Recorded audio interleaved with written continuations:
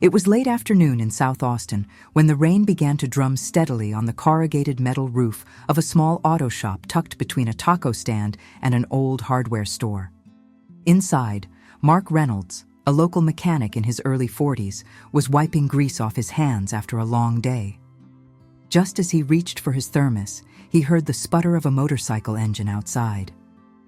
Through the foggy glass of the garage door, he saw a woman in a soaked leather jacket standing beside a stalled bike.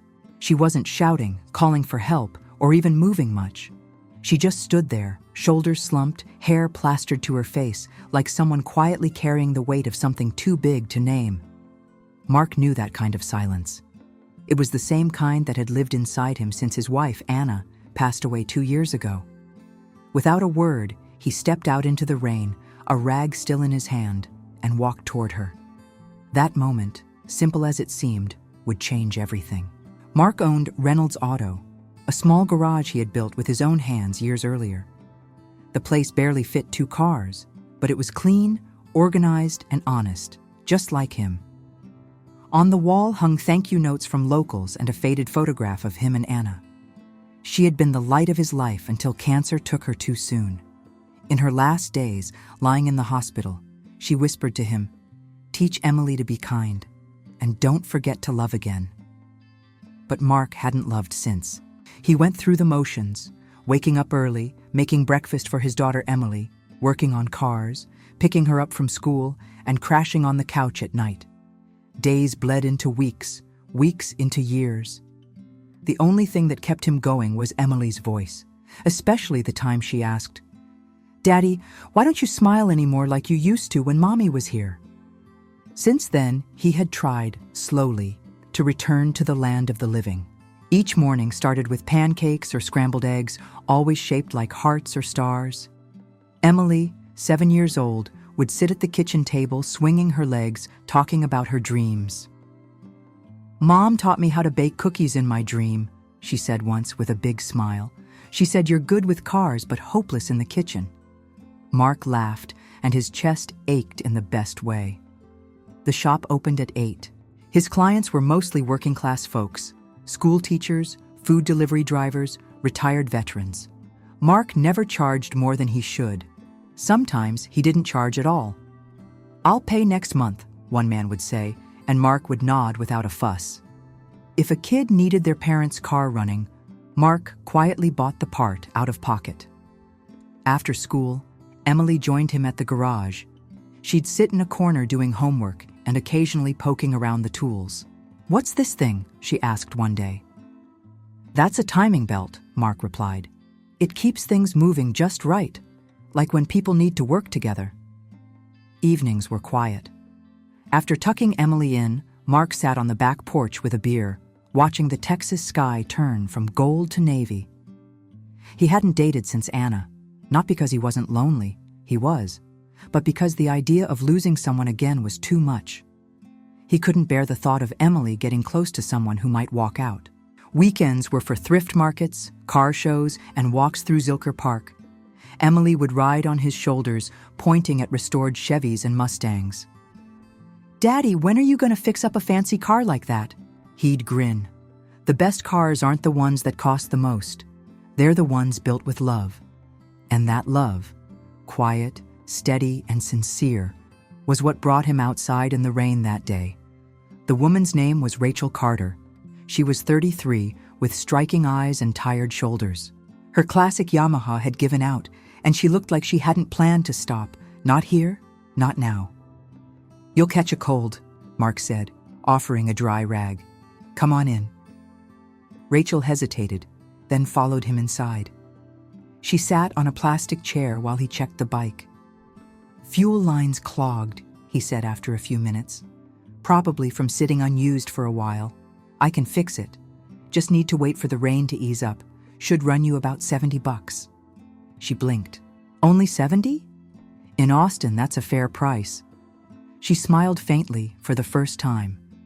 Just then, Emily poked her head through the door, holding a half-eaten sandwich. "Daddy, I'm hungry. Did you eat yet?" Then she saw Rachel and beamed. "Hi, you're really pretty." Rachel laughed. "Well, thank you. What's your name?"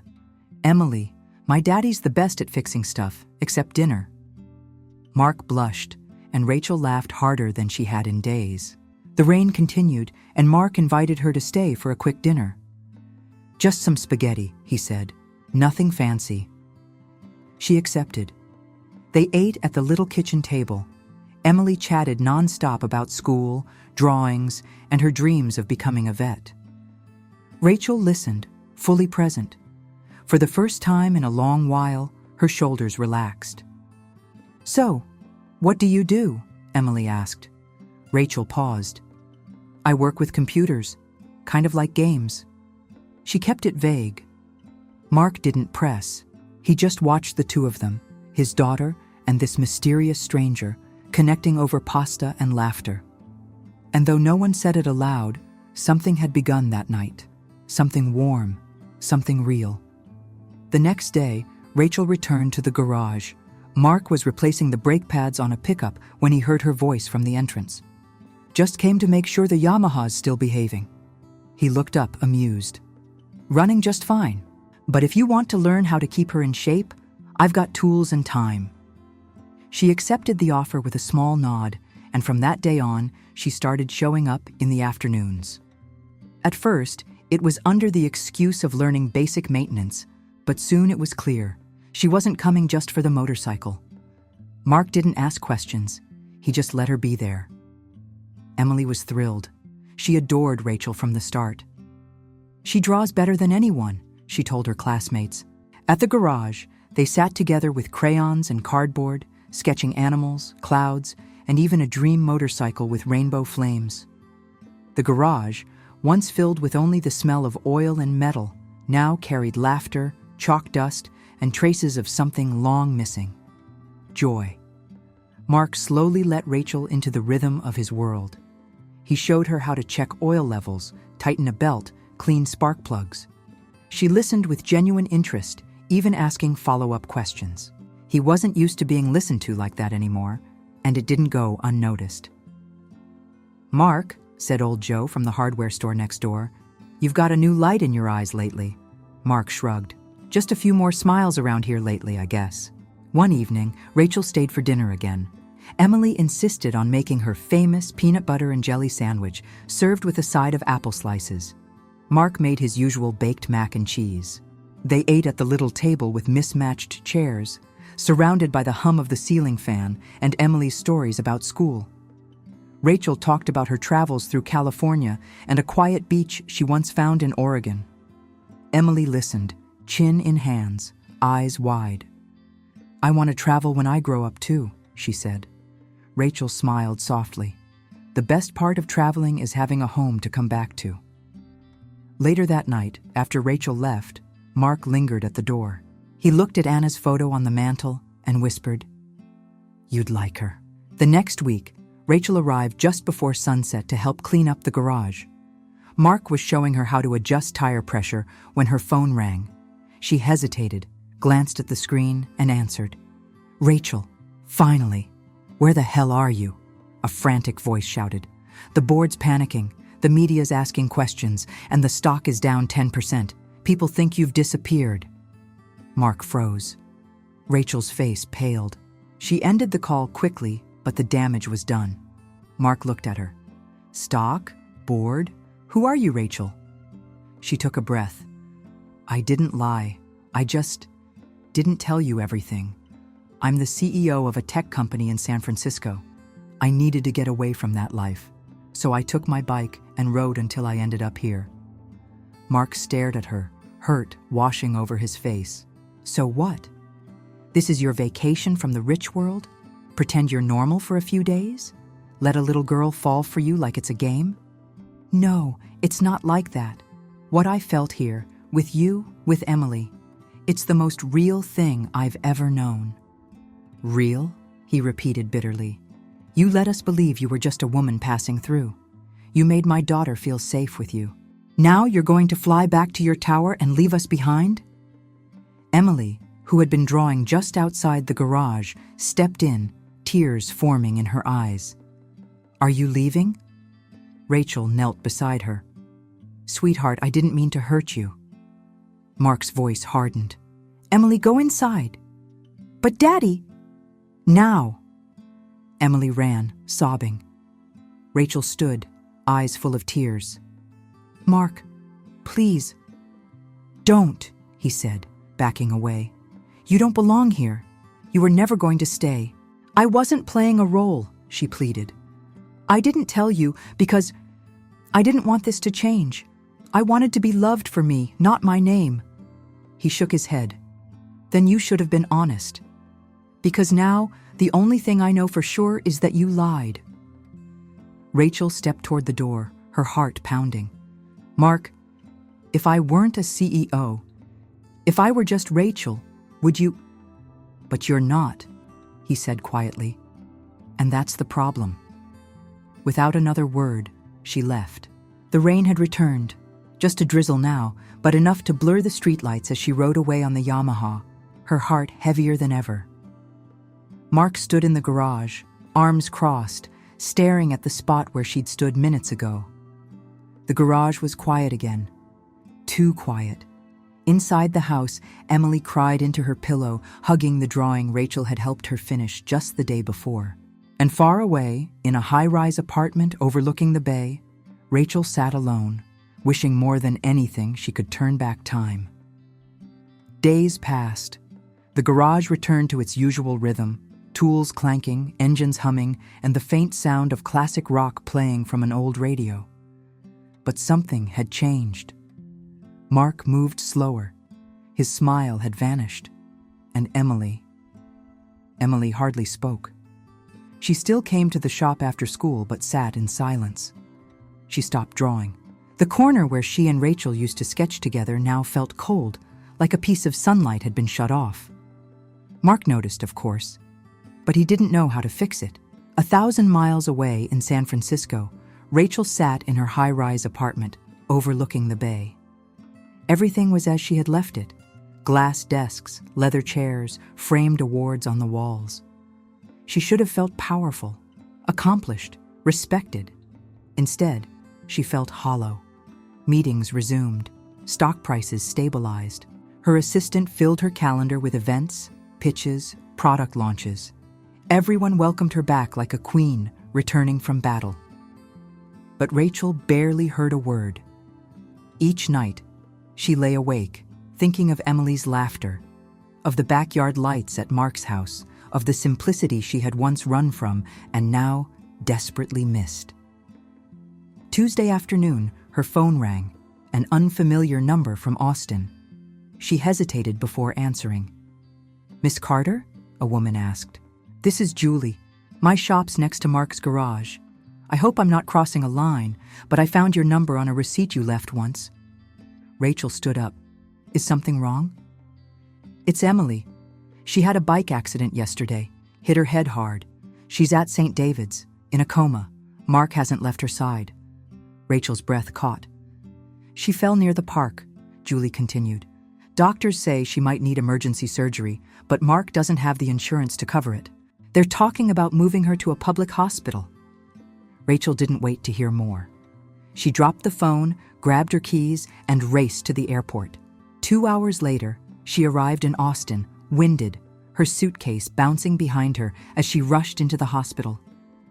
In the ICU, she found Mark slumped in a plastic chair next to Emily's bed. His hair was messy, eyes bloodshot. He looked like he hadn't slept or eaten in days. Emily lay still, her small face pale under the bright lights. A white bandage covered her forehead, and the steady beep of monitors filled the room with a low, constant dread. Mark looked up when he heard Rachel's footsteps. He didn't say anything. "I came as soon as I heard," she whispered, stepping closer. "How is she?" "They want to move her. Say she needs a neurosurgeon we can't afford." His voice cracked. "I don't care about myself. But she deserves better." Rachel pulled out her phone without hesitation. "I'll take care of it." She called her assistant immediately. "Transfer $500,000 to St. David's. I want their best neurology team on Emily Reynolds, whatever she needs." Mark watched in disbelief. "I can't let you," he began. "You're not," Rachel interrupted, looking him in the eyes. This isn't about pride. It's about Emily. Mark's lips trembled. His hands gripped the side of the bed. Why did you come back? Because I love her, Rachel said softly. And I love you. For the next 3 days, Rachel never left the hospital. She slept in waiting chairs, ate whatever snacks she could find, and sat at Emily's side for hours. She told stories about her childhood, about beaches in California, about the stars they had counted from the backyard. She whispered promises. Mark watched her. He saw how gently she touched Emily's hand, how she wiped sweat from the little girl's forehead, how she stayed without fanfare, without needing recognition. He began to see the real Rachel, the woman behind the title, the money, the mystery, a woman who loved deeply, quietly, truly. Wednesday morning, Rachel was humming softly when Emily stirred. Her eyelids fluttered, and she blinked slowly. "Rachel?" she said, voice barely audible. "You came back." Rachel broke down, tears falling freely. "I'm here, sweetheart, and I'm not leaving again." Mark stood behind her, stunned. He looked at his daughter, then at the woman holding her hand. And for the first time since Anna died, he let the walls inside him fall. He sat beside Rachel, took her hand. "You didn't come back for guilt," he said. "You came back for love." She nodded, and for a long moment, the three of them sat in silence, connected by pain, by healing, and by something else, hope. 1 month later, Emily was released from the hospital, walking slowly but smiling brightly. Rachel had rented a small house just 3 blocks from the garage. She worked remotely now, attending meetings from a laptop between school drop-offs and grocery runs. Mornings were filled with cereal and cartoons. Afternoons, she helped Mark in the garage, learning to change oil, rotate tires, and laugh again. At night, they sat on the porch, Emily curled between them, watching the sky turn purple over Austin. And without anyone saying it aloud, something new had begun. Something real. Something worth staying for. It was a warm evening in Austin when Mark and Rachel sat on the back porch, their chairs side by side, the sound of cicadas humming in the background. Emily was inside, drawing superheroes at the kitchen table, her laughter floating through the open window like music. Mark held a glass of iced tea, watching the fading sky. Then, after a long pause, he finally asked what had lingered on his heart. "Do you miss it? The big life?" Rachel turned to him, her expression calm. "You mean the meetings, the jet rides, the penthouse with the glass elevator?" He gave a small shrug. She smiled. "No, I don't miss any of it, not even a little." Mark looked down at his boots. "It's just this life. It's not glamorous. There's no champagne, no headlines, no fancy anything." Rachel reached over, took his hand. "But there's Emily's morning hugs. You making pancakes with too much syrup, oil stains and sunrises. And love, the real kind." He looked at her and saw nothing but truth. 1 week later, Rachel moved in. Emily helped decorate her room with glow-in-the-dark stars, hand-drawn pictures, and a small note taped to the wall that read, "Welcome home." Life found a new rhythm. Rachel adjusted to her new world with quiet joy. She worked part-time from home, leading just enough of her company to stay connected, but no longer to prove herself. In the afternoons, she helped Mark sort parts, learned to do brake jobs, and brought lunch from the diner down the road. Emily was thriving. Her drawings returned, brighter and more colorful than ever. One afternoon, as Rachel organized socket wrenches, Emily sat on a stool nearby, watching with that curious sparkle in her eyes. "Do you love my dad?" she asked suddenly.